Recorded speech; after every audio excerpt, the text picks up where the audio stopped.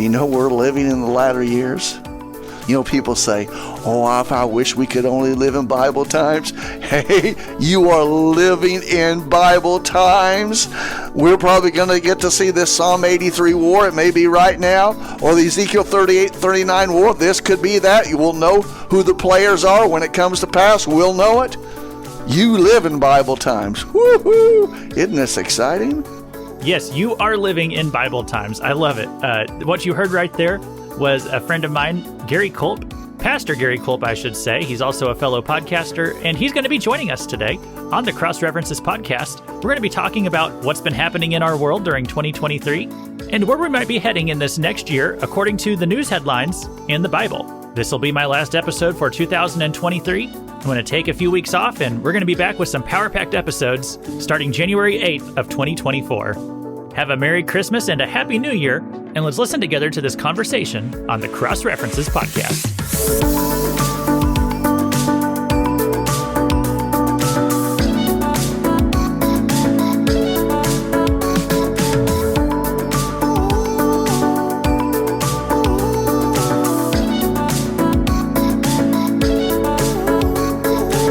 Welcome to the Cross References podcast. This is Luke Taylor, and on this program, I just want to take every word of the Bible and make it make more sense to you. And that's what I want to do with every episode. And so I'm really excited for this episode today. It's kind of my end of the year episode as we close down on 2023 and seen a lot of things happen this year. It's been a really big year if you're someone who gets into Bible prophecy, if you're someone who, or just likes watching the news, period.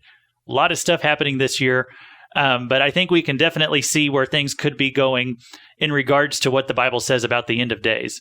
And so I wanted to talk about that as we close down on the Cross References podcast for 2023. We'll be back next year. But as we close down on this year and look ahead, I just wanted to have a conversation with a good friend of mine, a pastor here in the local area where I live. His name is Pastor Gary Culp. And he's been doing radio broadcasting and been a pastor for many, many years. Has a church in Joplin, Missouri called Bethel Worship Center. Is that the name of it? Bethel Worship Center. Yes. All right. And so I've invited him just to join me today and just chat about some of the things that are going on. So, hey, Pastor Gary, thanks for joining me on my program. You're very welcome. I'm excited to talk about end times. Yeah. You would have a radio show called Exceedingly Abundant Ministries, which is also available as a podcast if people want to look that up. But I listen to most of the episodes on there. And one thing that you're very invested in talking about is Bible prophecy. And absolutely. So what you've been talking about that quite a bit lately. Why is that?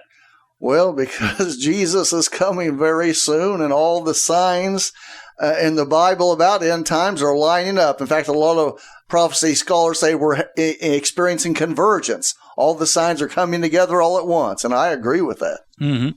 Yeah, I feel like we kind of saw some things heading this direction really for the past decade.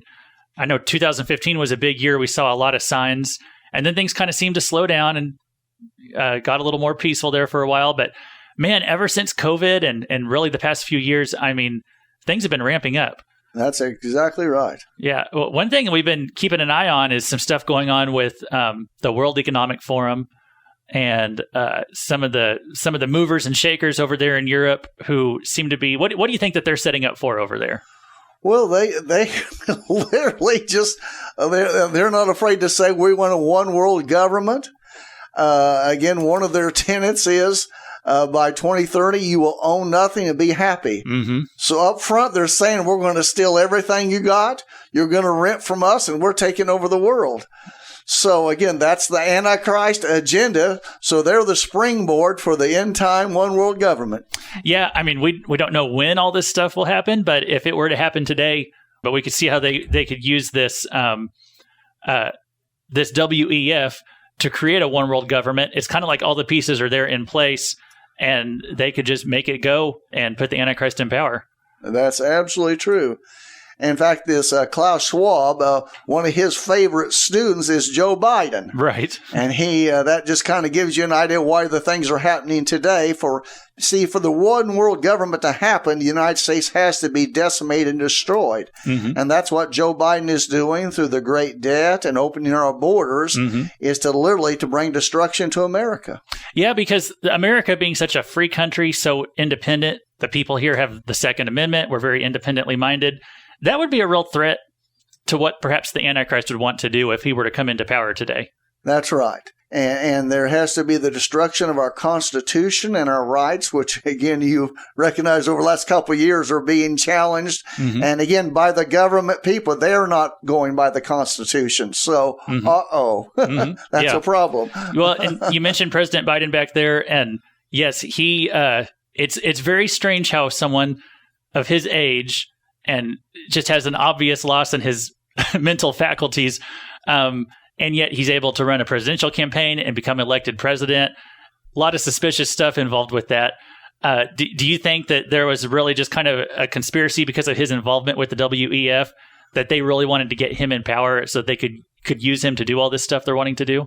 Well, yes. And I mean, and again, even while Donald Trump, our economy was great, everything was going wonderful. But see, that can't happen and have a one world government.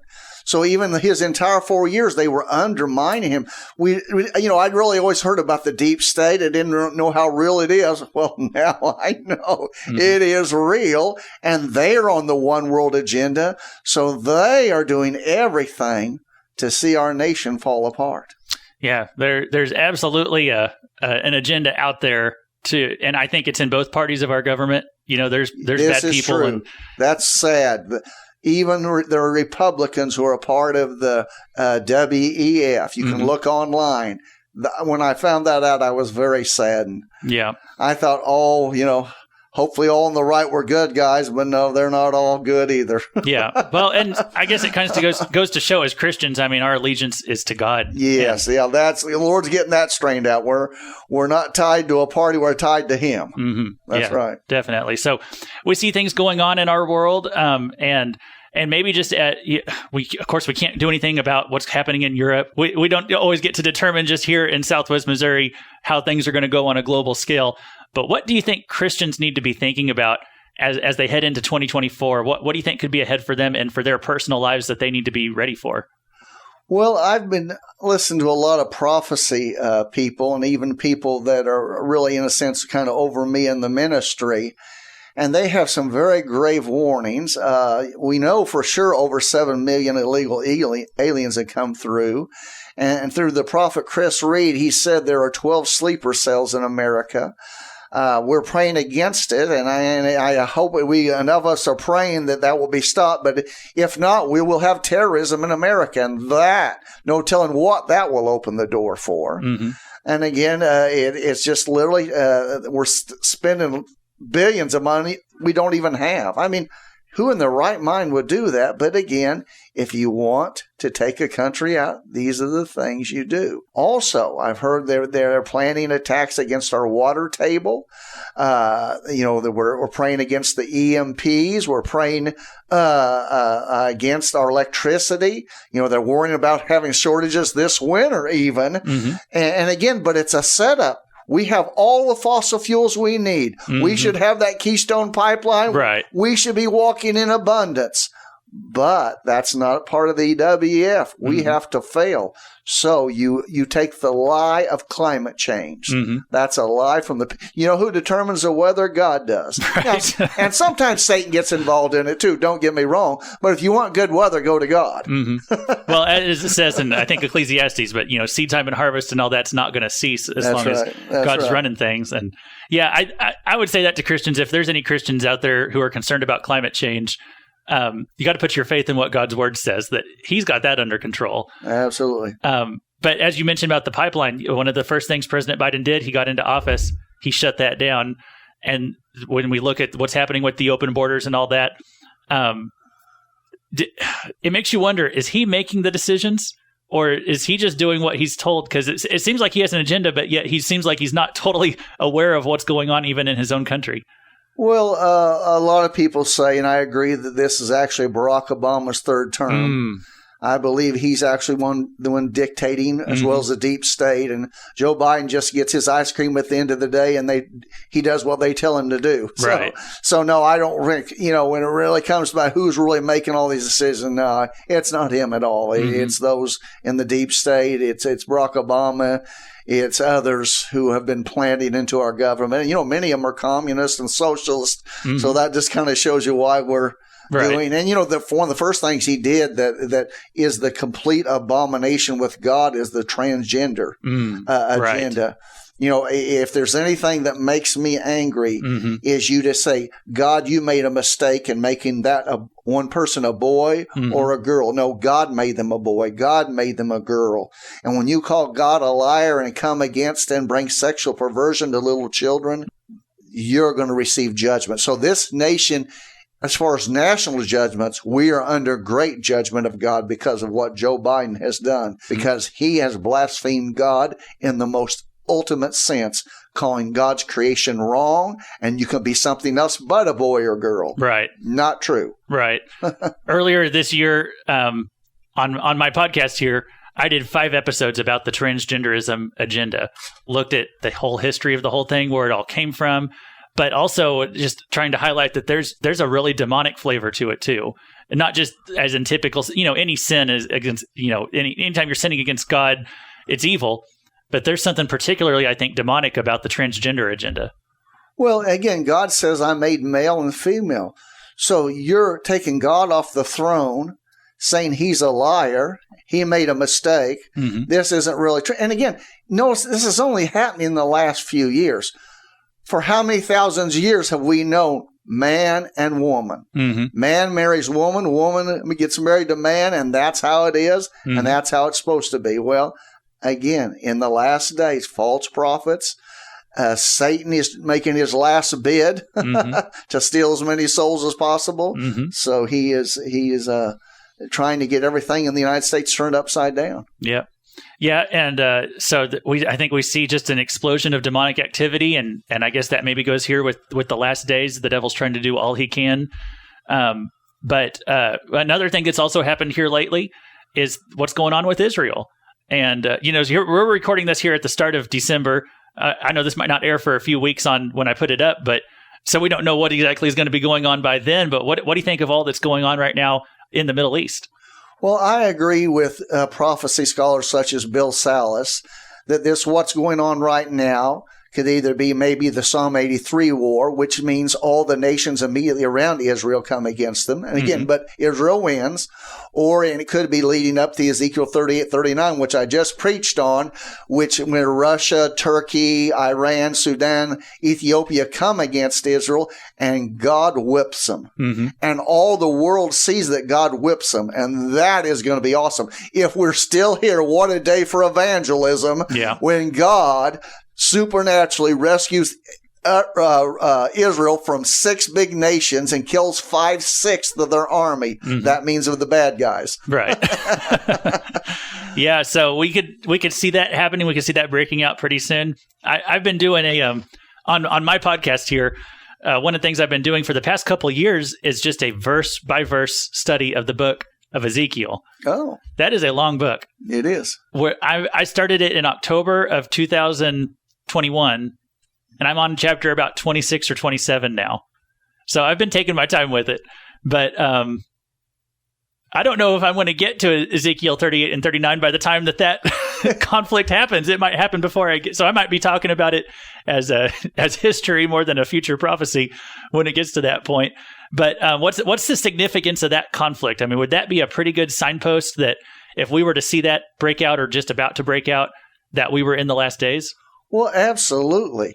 Now, again, it says when God whips 5/6 of those 6 nations' armies, they're going to be burying the weapons for 7 years. Right. Well, the tribulation's 7 years. So I think it seems that will probably happen just before we get out of here, which I believe is in the rapture. Yeah. So we may get to see it, but that just shows us it's winding down. Mm-hmm. And I'm going to be able to get caught up in the rapture and not have to die. That's what I'm voting for anyway. Well, that's plan A, right? That's the rapture. plan A. Yeah. And so I'm kind of one of those, I believe in the rapture, and I hope it's soon. I kind of wonder, what if we are here for a few more years and just kind of see this trajectory, things are going downhill at the rate that they're going. If it's still a few years away, maybe just as we wrap up here, what is it that you would want Christians to know and be ready for in the last of the last days? Well, Christians, the thing is, make sure you're right with God. Make sure you're fulfilling His purpose and plan and destiny for your life. Mm-hmm. Lord, what is your vision for my life? And follow that. Serve the Lord. Also, because of the terrorist threats and activities, be prepared. Have food and water for at least 6 months and things like that. Have a exit plan for your family if tragedies happen in America. Yes, I'm concerned there are going to be some possibly great tragedies in America that's going to affect us in like an EMP. Mm-hmm. What would I need to have if there's an EMP and things like that? So I really think that's a genuine concern. But if you're right with God, God always takes care of His people. Mm-hmm. God has a plan. He will protect us. He always has, just like He's protecting the Jewish people. So if we'll just stick with Him, He'll show us. He'll give us, hear His voice, spend time with God. Yeah, I want to read a verse here that made me think of something from 2 Peter. It's talking about if God did not spare the angels when they sinned, but cast them into hell and committed them to change the gloomy darkness to be kept until the judgment. And it says, if He did not spare the ancient world, but preserved Noah, the herald of righteousness, with 7 others, when He brought a flood upon the world of the ungodly. And if by turning the cities of Sodom and Gomorrah to ashes, He condemned them to extinction, making them an example of what is going to happen to the ungodly. And if He rescued righteous Lot, greatly distressed by the sensual conduct of the wicked, for as that righteous man lived among them day after day, he was tormenting his righteous soul over their lawless deeds that he saw and heard. It says, then the Lord knows how to rescue the godly from trials and to keep the unrighteous under punishment until the day of judgment. So I take a lot of comfort in those words that it's talking there about all these different ways that God brought judgment, but He'd always bring the righteous out of it. He had always, He brought Noah out. He'd bring Lot out. So God has a plan to bring us through the waters of judgment that could come across this earth, metaphorical waters, of course, but, when His judgment falls, He can take care of us. And so I take a lot of comfort in those words. And I think when it comes to the tribulation period, the rapture is His way of taking us out of harm's way. I agree. But again, like you said, there still may be some things we may have to go through mm-hmm. until that thing happens. So we need to be prepared. Jesus says, my sheep hear my voice. I know them and they follow me. Through prayer and the Word of God, you need to get along with God, hear His voice, and He'll guide us through this, and we'll be okay until He takes us out of here. Yeah, I think we as Christians also need to be prepared for how our faith could be tested in these days. We might have to deal with persecutions. I hope not, but we might have to deal with some persecutions even here in America that we've never had to face before. If the Lord leaves us here a few more years. Well, we just showed at the church the movie by Dinesh D'Souza, Police State. It's already happening, Luke. Mm-hmm. The FBI is coming and arresting school moms for showing up at school boards. That's true. People who make stands, we're having our voice canceled. So, in a small scale, it's starting to happen right now. So, yes, we will be persecuted. 2 Timothy 3:12, yea, all that will live godly in Christ Jesus shall suffer persecution. So as far as the mainstream media and those in charge, they mm-hmm. will be persecuting us unless a great revival breaks out, and I pray that would happen, but right. I just don't know that that's going to happen. Right, as we look where things are going. So. Yes. Hey, to all of our listeners out there, I'm so glad you tuned in today and got to hear from Pastor Gary. So, Pastor Gary, how long have you been a pastor up in the Joplin area? Well, I've been in the Joplin area probably 20 years. I've been in the ministry come last September 45 years. I can't believe I'm that old. But, yeah, I guess I've been around a little while. But, yeah, I've been in the ministry 45 years.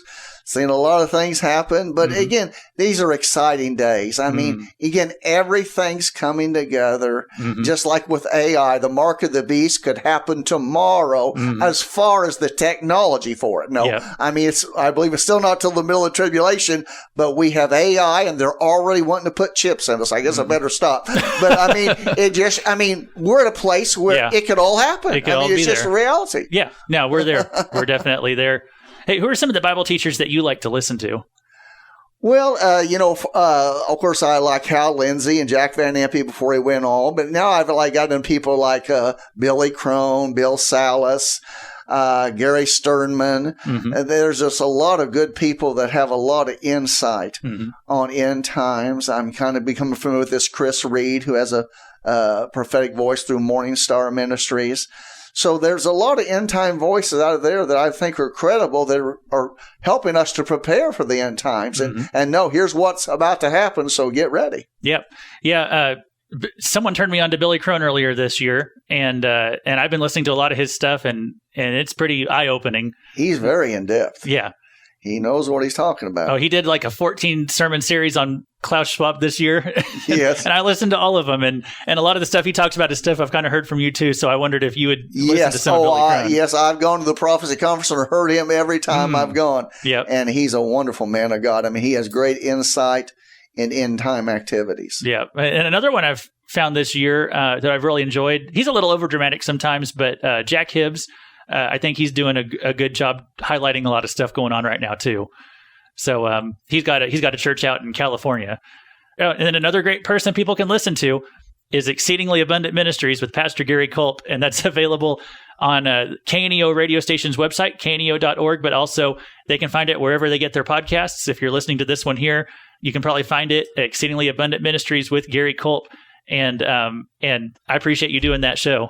Yes, well, I enjoy doing it. I want everybody to get saved and go to heaven and be ready for Jesus' soon return. Yeah, well, you've been doing that for, I think, 13 years now, 14 years, something like that. Yeah, the broadcast here, yes. Yes, and so you've really kept at it for a long time, and we appreciate that. And I agree, it's just whatever we can do to get people saved, to get God's word in their hands. You do it through the radio, but with the internet and podcasting, it goes worldwide. Isn't that awesome? Yeah, so we're glad we get the opportunity to do that. It's a blessing to be able to do those things. So, hey, Pastor Gary, thanks for taking a few minutes to talk with me and my listeners, and I hope they'll check out what you do too. Well, thank you, Luke. I've loved this time together. Thank you for inviting me. Yeah, let's do it again sometime. So, This has been Luke Taylor, and that's your Cross References podcast. I hope the Bible makes a little more sense, and I hope some of the headlines you look at in the news, I hope they make a little bit more sense after you listen to this episode. Thanks for tuning in, and we'll be back next year.